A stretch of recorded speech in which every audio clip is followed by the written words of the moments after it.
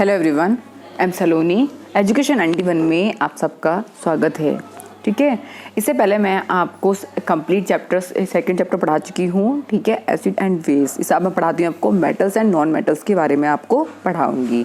ठीक है, ये जो है इससे पहले मैंने आपको पार्ट 5 पढ़ा चुकी हूँ। ये जो है हमारा पार्ट 6 है। तो स्टार्ट करते हैं अपना। फर्स्ट देखो मेटल्स एंड नॉन मेटल्स। सबसे पहले क्या है, देखो मेटल्स मीन्स होता है धातु एंड ये होता है हमारा अधातु। ठीक है, क्या होता है मेटल्स का मीन्स धातु, ये होता है हमारा अधातु। ठीक, तो अब स्टार्ट करते हैं अपना। फर्स्ट देखो कि क्या है अधातु और धातु।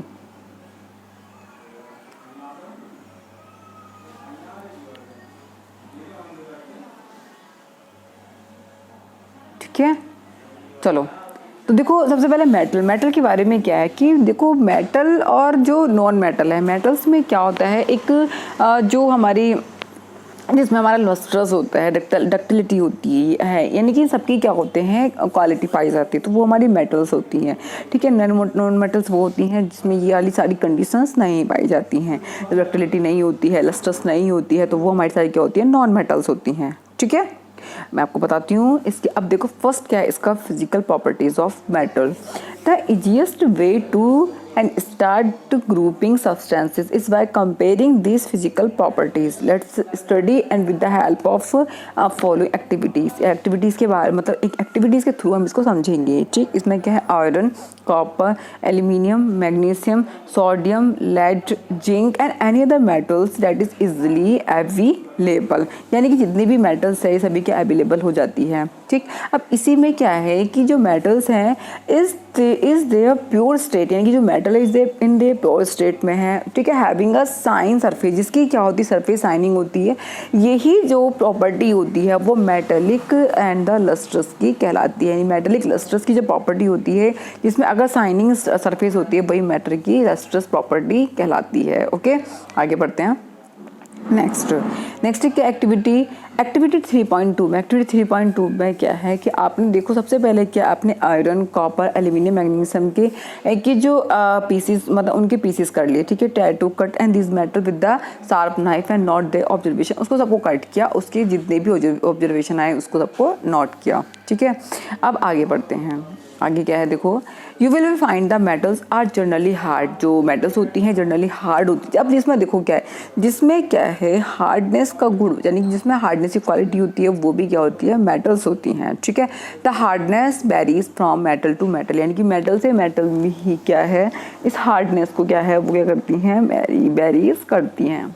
ठीक है, नेक्स्ट इसमें क्या है देखो, फर्स्टली इसमें हमें क्या दिखना है, मैंने आपको एक्टिविटी के थ्रू आपको बताया कि अगर जो भी मेटल्स क्या है, इसलिए देखो मेटल्स क्या है कि बहुत ज़्यादा हार्ड होती है। लेकिन मेटल्स जो जनरली हार्ड होती हैं, ठीक, इसमें क्या लस्ट्रस का क्वालिटी पाई जाती है। ठीक, तो ये सब मैंने क्या बताया, इसमें शाइनिंग होती है, तो सब वो हमारी क्या होती है, मेटल्स होती हैं। ठीक, you will find the some metals can be beaten into form thin sheet, यानी कि आपने पाया होगा कि जो कुछ मेटल्स होती हैं, कुछ मेटल्स को हम मतलब बिटन में यानी पीट कर एक पतली शीट्स में हम क्या कर लेते हैं, पतली शीट्स में उसको बना लेते हैं। ठीक है, अगर जो हम किसी मेटल को पतली शीट्स में बना लेते हैं तो वो हमारी क्या कहलाती है, मेलेबिलिटी कहलाती है। ठीक है, इसमें और ध्यान रखना कि मेटल्स में मेलेबिलिटी की क्वालिटी भी पाई जाती है। ठीक है, अब आगे बढ़ते हैं। आगे क्या बढ़ते हैं देखो, अब इसमें क्या है, द एबिलिटी जो है, एबिलिटी जो है किसकी एबिलिटी है, ability to drawn into the thin wire is called the ductility, यानी कि मेटल्स की जो एबिलिटी है वो अगर उसको ड्रॉन यानी खींच के उसको पतले तार के रूप में करते हैं, यानी अगर उसको खींच के अगर थिन शीट बनाएंगे तो मेलेबिलिटी है। अगर उसी को क्या है कि पतले तार में यानी किसी मेटल को खींच के यानी कि उसको पतले तार के रूप में करते हैं तो वो डक्टिलिटी होता है। ठीक है, अब क्या देखो, gold is a most ductile metals. आपने देखा होगा जो सुनार हैं, यानी कि वो क्या करते हैं, एक मोटे तार को बड़े बड़े तार में कैसे वो उसको गर्म कर करके पतले तार के रूप में कर देते हैं ना।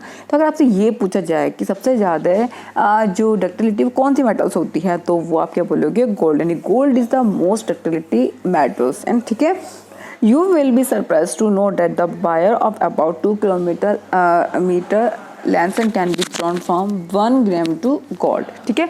It is because of their malleability and ductility that जो मेटल्स है कैन बी जो given different shapes according to our needs. मतलब क्या है कि इसका जो इसमें क्या होती है, डक्टिलिटी मेबिलिटी होती है इस मेटल्स में, जो डिफरेंट शेप देख सकती है अकॉर्डिंग टू अपने नीड्स के अनुसार। क्या है, देखो वो जो सुनार होता है वो हमें क्या करता है, वो अपनी अनुसार वो उस तार को पतला कर करके अपने ही तरह के डिजाइन बना सकता है ना। तो बस यही है इसमें, ठीक है। Can you name some metals that are use making cooking vessels, ठीक है। And do you know why this metals are use the making vessel, let us do the find and the following activity, find out the answer, ठीक है। कुछ metals होती हैं वो are good conductor of heat. जो metals होती हैं good conductors of heat होती हैं, वो क्यों होती हैं मैं आपको बताऊंगी। क्योंकि बिकॉज क्यों वो कंडक्टर्स ऑफ हीट क्यों होती हैं मेटल्स, क्योंकि उसमें क्या होता है, शाइनिंग होती है, लस्ट्रस होती है। तो उसमें क्या होते हैं, जो इलेक्ट्रॉन्स होते हैं उसमें इलेक्ट्रॉन्स जो है मूव करते हैं, इसलिए इसमें वो क्या होती हैं, कंडक्टर ऑफ हीट की होती हैं, ठीक है। इसमें देखो आप ऊपर एक एबिलिटी हो रही है, एक एबिलिटी क्या है, देखो स्टैंड है, इसमें एक क्लैंप है। इसमें अगर एक तरफ को हम वायर गर्म करते हैं तो दूसरी तरफ क्या है वो खुद से गर्म हो जाता है अगर हम से वायर गर्म करते हैं। तो मेटल देखो free end of the wire and इसमें पिन बैक से सब क्या है, आप इस एक्टिविटी से कर सकते हैं कि जो मेटल्स होती हैं वो गुड कंडक्टर्स ऑफ हीट होती है, क्योंकि उसमें क्या है, क्योंकि and have high melting points का क्या होता है, इसमें क्या होता है, मेल्टिंग पॉइंट्स हाई होता है, ठीक है। The best conductor of heat are silver. सबसे पहले क्या हो, अगर आपसे बोला जाए कि बेस्ट कंडक्टर ऑफ हीट यानी कि जो अच्छा होता है, यानी कि हीट का जो अच्छा कंडक्टर होता है वो सिल्वर होता है एंड कॉपर होता है, आपको याद रखना है। एंड लेड एंड मरकरी जो होती है कंपैरेटिवली, यानी कि लेड और mercury comparatively poor conductor of the heat, ठीक है।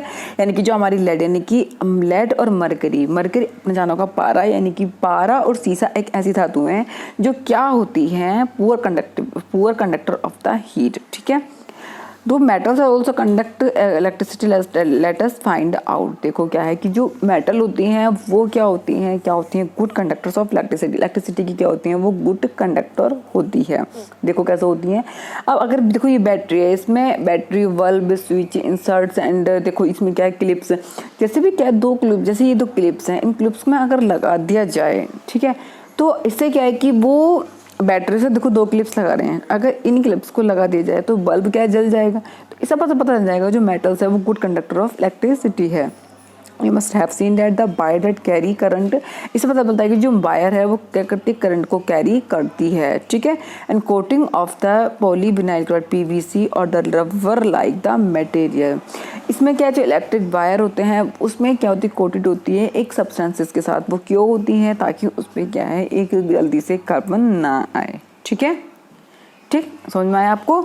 एंड व्हाट इसमें क्या है, व्हाट हैपन्स व्हेन जो मेटल्स है स्ट्राइक करती है एक हार्ड सरफेस को, तो do they and produce a sound, क्या वो साउंड प्रोड्यूस करती है। से मेटल जो है वो क्या करती हैं, metals produce a sounds on striking on a hard surface are said to be the sonorous. अगर क्या है, अब मेटल्स जो है वो क्या करती हैं एक हार्ड सरफेस पे वो क्या स्ट्राइकिंग करती हैं, साउंड प्रोड्यूस करती हैं, तब उसको क्या कहते हैं, हम सोरोनस कहते हैं, ठीक है। And can you now say why schools bell are made up of the metals? आपको पता है कि जो स्कूल की जो घंटियाँ होती हैं वो मेटल से बनी होती हैं, वो इसलिए बनी होती है ताकि सारे में जितना भी स्कूल से हमारा, इसलिए वहाँ पर एकदम सभी को पता लग जाए, ठीक है।